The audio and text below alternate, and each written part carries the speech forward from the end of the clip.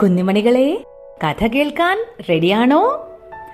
ഇന്ന് പറയാൻ പോകുന്നത് ഒരു ബീർബൽ കഥയാണ്. ആരാണ് ബീർബൽ?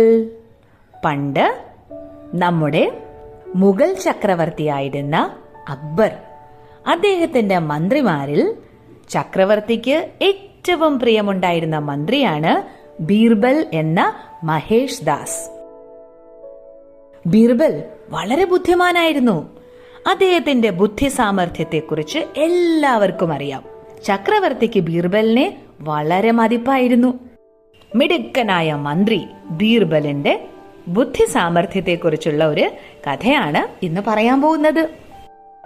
ഒരിക്കൽ ഒരാൾ ബീർബലിനെ കാണാനായി എത്തി. അദ്ദേഹം ആകെ സങ്കടത്തിലായിരുന്നു. എന്താ കാര്യം എന്നറിയോ? ഈ വന്നയാളിന് പക്ഷികളെ വളരെ ഇഷ്ടമാണ്. അതുകൊണ്ട് തന്നെ പല നാടുകളിൽ നിന്നും വലിയ വിലയൊക്കെ കൊടുത്ത് പലതരം പക്ഷികളെ അദ്ദേഹം വാങ്ങി വളർത്താറുണ്ടായിരുന്നു. ഒരിക്കൽ അദ്ദേഹം ഏറെ ഭംഗിയുള്ള ഒരു പഞ്ചവർണ്ണ കിളിയെ വാങ്ങി. അദ്ദേഹം വളരെ സ്നേഹപൂർവ്വം ആ പക്ഷിയെ പരിചരിച്ചു വന്നു. ആ പക്ഷിക്ക് അദ്ദേഹം പ്രത്യേക കരുതൽ നൽകിയിരുന്നു. തന്റെ വീട്ടിലേക്ക് വിരുന്നുകാരൊക്കെ വരുമ്പോൾ വളരെ അഭിമാനത്തോടെ അദ്ദേഹം തന്റെ ഈ പ്രിയപ്പെട്ട പഞ്ചവർണ്ണ കിളിയെ അവർക്ക് കാണിച്ചു കൊടുക്കുമായിരുന്നു. ഒരുപാട് പക്ഷികൾ ഉള്ളതിനാൽ ഇവയെല്ലാം പരിചരിക്കാനായിട്ട് ജോലിക്കാരും ഉണ്ടായിരുന്നു. എന്നാൽ ഒരു ദിവസം അദ്ദേഹത്തിന് ഏറ്റവും പ്രിയപ്പെട്ട പഞ്ചവർണ്ണ കിളിയെ കാണാതായി. അദ്ദേഹത്തിന് ആകെ സങ്കടമായി. ഒരു കാര്യം അദ്ദേഹത്തിന് ഉറപ്പായി: തന്റെ പരിചാരകരിൽ, അതായത് തന്റെ ജോലിക്കാരിൽ ആരോ ഒരാളാണ് തന്റെ പ്രിയപ്പെട്ട കിളിയെ മോഷ്ടിച്ചിരിക്കുന്നത്. ഇനി അതെങ്ങനെ കണ്ടെത്തും? അപ്പോൾ അദ്ദേഹത്തിന് തോന്നി, ഒരു കാര്യം ചെയ്യാം, കൊട്ടാരത്തിൽ പോയി മന്ത്രിയായ ബീർബലിനെ കാണാം. അദ്ദേഹത്തോട് ഈ സങ്കടം പറയാം. അദ്ദേഹം വലിയ ബുദ്ധിമാനാണല്ലോ, എന്തെങ്കിലും ഒരു മാർഗം അദ്ദേഹം കണ്ടെത്തും. അങ്ങനെ അദ്ദേഹം ബീർബലിനെ കാണാനായി കൊട്ടാരത്തിലെത്തി. ബീർബലിനോട് കാര്യങ്ങളെല്ലാം വിശദമായി പറഞ്ഞു. ബീർബൽ പറഞ്ഞു, നിങ്ങൾ സമാധാനമായിരിക്കൂ, നമുക്ക് കള്ളനെ കണ്ടുപിടിക്കാം. ഒരു കാര്യം ചെയ്യൂ, നിങ്ങളുടെ പരിചാരകരെയെല്ലാം കൂട്ടിക്കൊണ്ടുവരൂ. അദ്ദേഹം പോയി പരിചാരകരെയെല്ലാം കൂട്ടിക്കൊണ്ടുവന്നു. അപ്പോൾ ബീർബൽ അവരോട് പറഞ്ഞു, നിങ്ങളിൽ ആരാണ് ഈ പക്ഷിയെ മോഷ്ടിച്ചതെന്ന് എനിക്കറിയാം.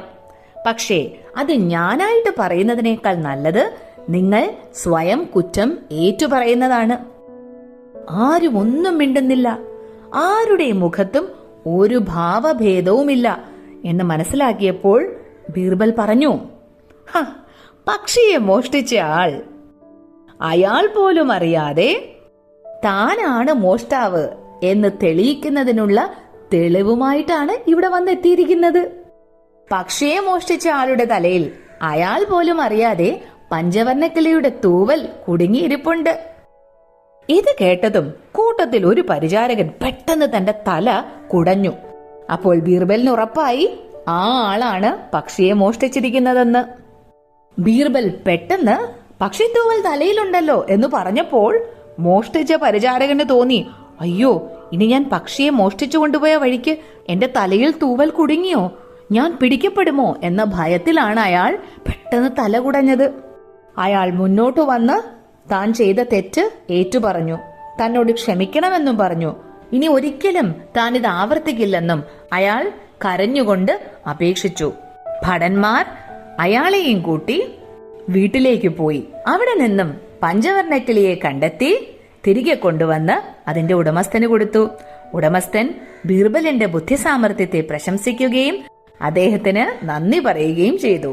മോഷ്ടിക്കുകയും കള്ളം പറയുകയും ചെയ്തതിനാൽ പരിചാരകനെ ജോലിയിൽ നിന്നും പിരിച്ചുവിട്ടു. അയാൾക്ക് ആകെ സങ്കടമായി. കണ്ടില്ലേ, കള്ളം പറയുക, മോഷ്ടിക്കുക, ഇത്തരം സ്വഭാവങ്ങൾ ഒരിക്കലും നല്ലതല്ല. അതിൽ നിന്ന് നമുക്ക് ദോഷമല്ലാതെ ഗുണമൊന്നും ഉണ്ടാവില്ല എന്നുകൂടിയാണ് ഈ കഥ നമ്മളെ പഠിപ്പിക്കുന്നത്. അക്ബർ ചക്രവർത്തിയുടെ മന്ത്രിമാരിൽ പ്രമുഖനായ ബീർബലിന്റെ ബുദ്ധിസാമർഥ്യത്തെക്കുറിച്ചുള്ള ഒരുപാട് കഥകളുണ്ട്. അത്തരം കഥകൾ ബീർബൽ കഥകൾ എന്ന പേരിൽ പുസ്തകമായി ഇറങ്ങിയിട്ടുണ്ട്. കൂടുതൽ കഥകൾ വായിക്കാൻ കൂട്ടുകാർ തീർച്ചയായും ബീർബൽ കഥാപുസ്തകങ്ങൾ സംഘടിപ്പിച്ച് വായിക്കുമല്ലോ അല്ലേ? അപ്പോൾ നമുക്കിനി മറ്റൊരു കഥയുമായി കാണാം.